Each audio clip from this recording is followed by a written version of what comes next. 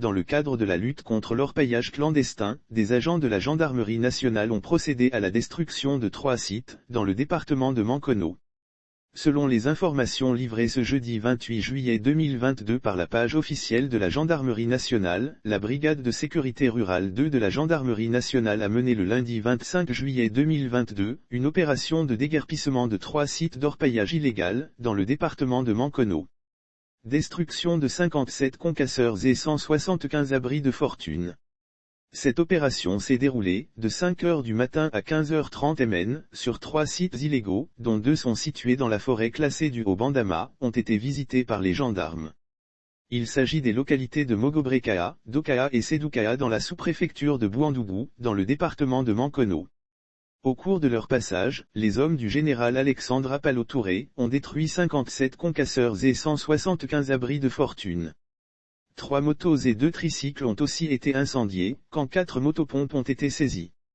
Lutte contre ce fléau. Il faut noter que la lutte s'accentue contre l'orpaillage clandestin qui sévit de plus en plus dans plusieurs régions à l'intérieur du pays.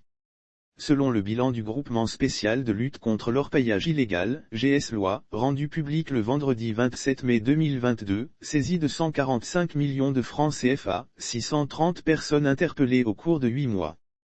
Lire aussi Côte d'Ivoire / orpaillage clandestin, saisi de 145 millions de francs CFA, 630 personnes interpellées. Le groupement spécial de lutte contre l'orpaillage illégal, GS-Loi, a effectué des descentes dans 223 localités de la Côte d'Ivoire, qui ont permis de déguerpir 801 sites d'orpaillage illégal et d'interpeller 630 personnes, durant la période allant du 14 juillet 2021 au 27 mai 2022.